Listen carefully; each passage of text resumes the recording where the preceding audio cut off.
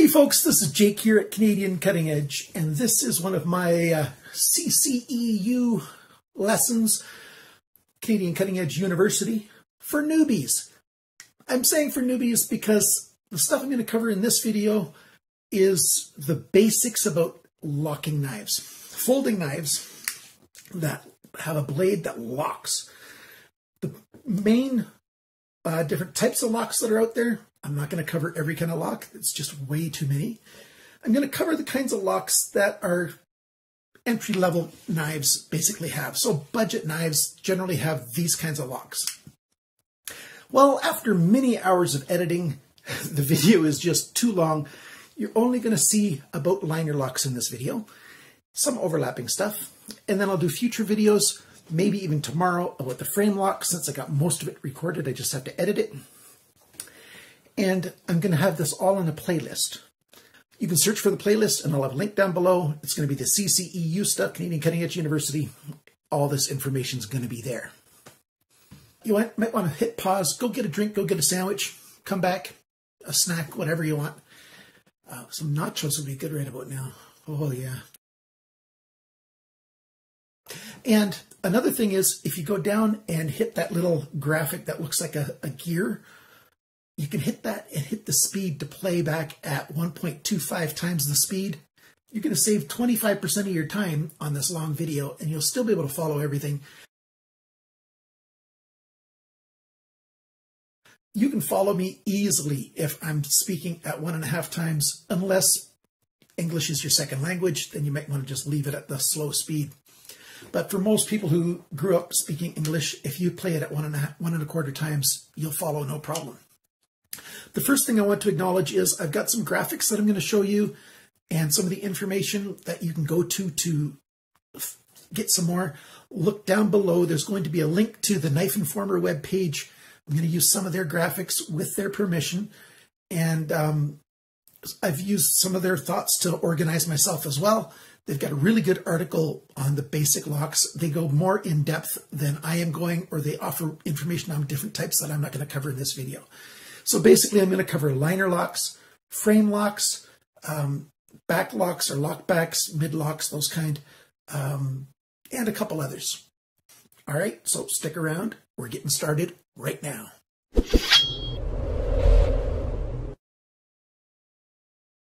We're going to talk about the knives that are the most common budget knives that the first-time knife buyer is going to buy.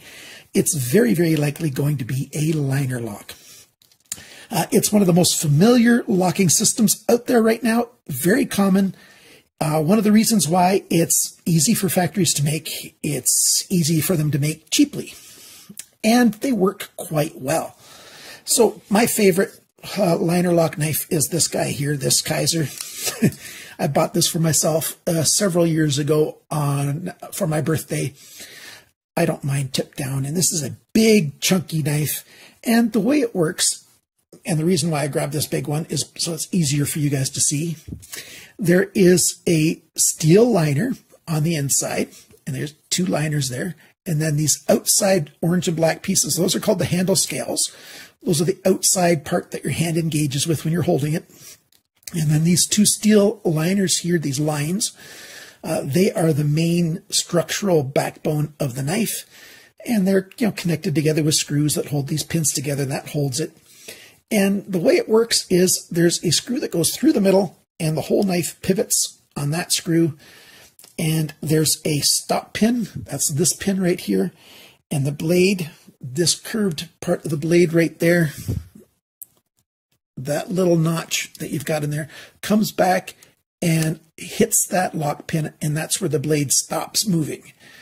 At the very same time, the liner is over at the side there, and it's got a little detent ball that makes it slide easily, and there's other purposes for the detent ball too, but it slides easily, and as the blade's opening this way further and further, it finally comes far enough, and at the same time that it hits the lock pin, or the stop pin, I should say, not exactly the same time, but arguably the same time, it comes down, and that liner comes back and meets up with the tang of the blade. So that's an edge of the blade here that is this part right here that you can see flat right there, the part that's a little bit dirty and a little bit shiny at the same time, right above my finger. That part comes around, and you can see it in here still. It's that part right above there. Comes around, and now watch this liner right here. It slides over and engages. Now, one that's a little easier to see is this guy right here. So let's focus it up right here. Yeah. So we're watching this liner right here, and as it closes, and then that comes over like that and engages on the back of that tang. So it's really easy to see here. So the blade is being held by the back of the tang right there. It's being held by the stop pin right there, and it's being held by the pivot. Those 3 points of contact have pressure all against each other, and that creates the locking system. You need those 3 points of contact that are pushing against each other to get a solid lock. So the blade doesn't want to go down, doesn't want to go up, and if it's tightened properly, it doesn't want to go from side to side either. It's totally engaged, and it feels like, for all intents and purposes, that it's one big knife. It isn't, but it feels like it. That's when a liner lock is working properly. You've got a liner lock knife. So see, the G10 in this case is that nice creamy color. This is one of the most popular liner locks right now, the Ontario Rat 1 or the Ontario Rat 2. This one happens to be with nice D2 steel.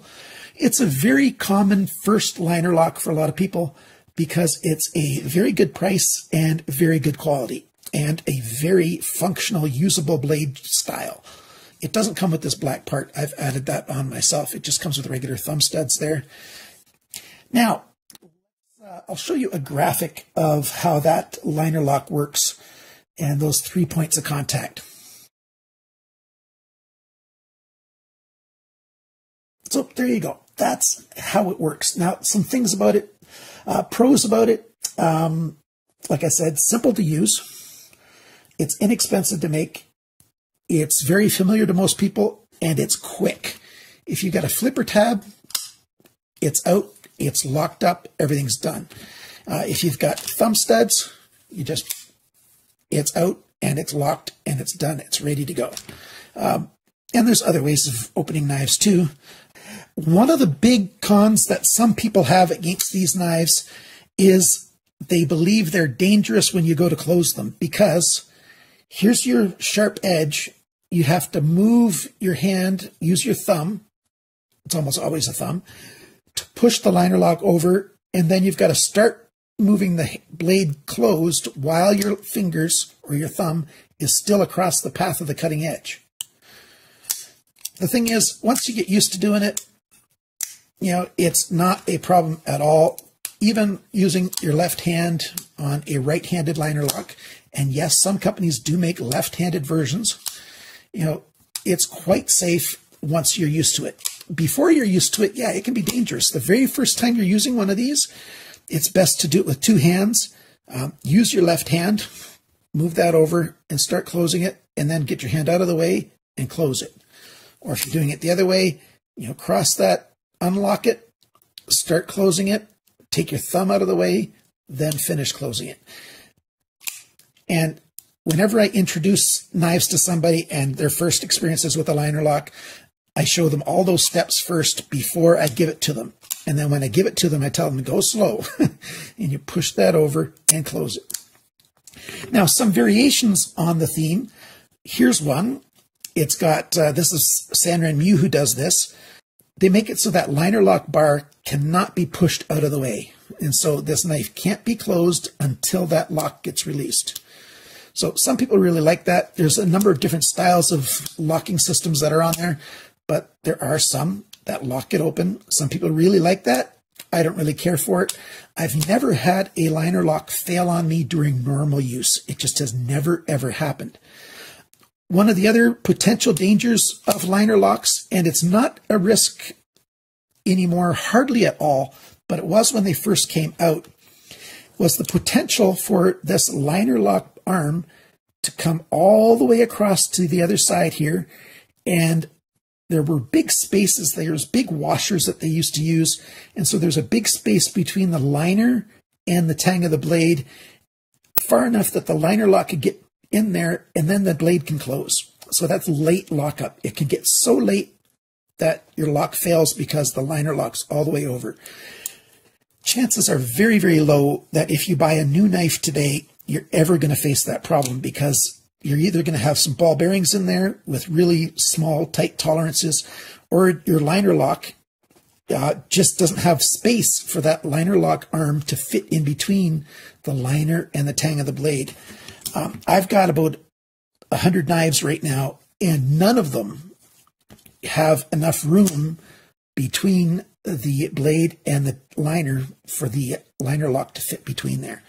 So late lockup isn't the problem that it used to be.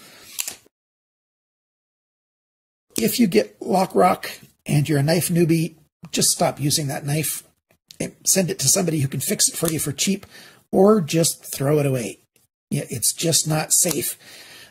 You might very, very rarely get a knife that has lockup that is too early.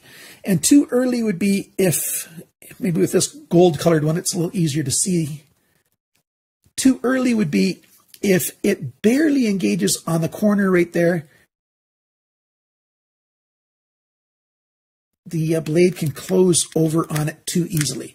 That's very rare, because these liners here are basically a spring, this liner lock, and that spring is wanting to go down that way. So it's wanting to stay in the way. But it's something that can happen. So I like when the lockup is on the edge of this liner lock, on this orientation, this far side of this liner lock, when the far side of this piece of steel meets the far side of this blade evenly, right back there. So they line up on that outside.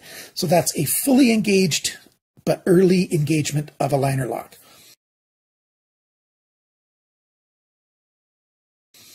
And they are going to wear over time and slowly wear over that way, but it's very, very slow, especially with modern blade steels and modern liner steels.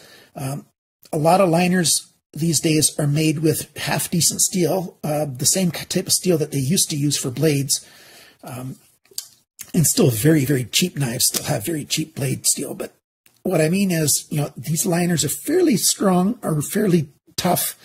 So are the blades. And so the steel that wears on those surfaces as they rub together, they will wear very, very slowly. And it will take thousands upon thousands of opening and closing iterations before it starts to wear over any significant amount.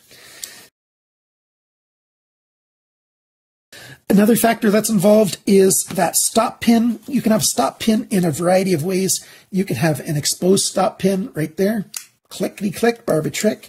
You can have a knife like this where the stop pin is on the blade and on the outside of the blade. And so the stop pin is moving with the blade and it hits the liners like that and engages.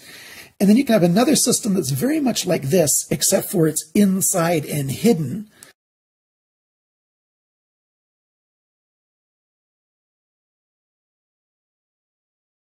One of the things that I forgot to mention is dirt. Dirt can make these things fail. Keep your knives clean, and that's every kind of lock. Especially pocket lint can get into the systems and stuff, and it can create buildup so that the lock doesn't engage properly or that the pivot doesn't slide properly. It's going to be very important when we talk about back locks, but all the time, look out for dirty knives. If your pivot area gets dirty, it's a good idea to clean it. And one of the best ways to clean your knives is to take it apart and wipe it down and put fresh oil on it. So you do want to learn how to maintain your knives. And I've got other videos that talk about that. And I will make more videos that talk about maintaining your knives. That's the basics about liner locks. If you've got any questions about liner locks, leave them down in the comments below. Make sure you say liner lock question or liner lock comment and put it in there, because I'm going to cover a bunch of different other kinds of locks as well. Okay, that's it for the liner locks. Stick around this channel for more videos on knives and how they work and all that kind of stuff. Frame locks, and of course, loads of video reviews. Remember, guys, always cut towards your chum, not your thumb.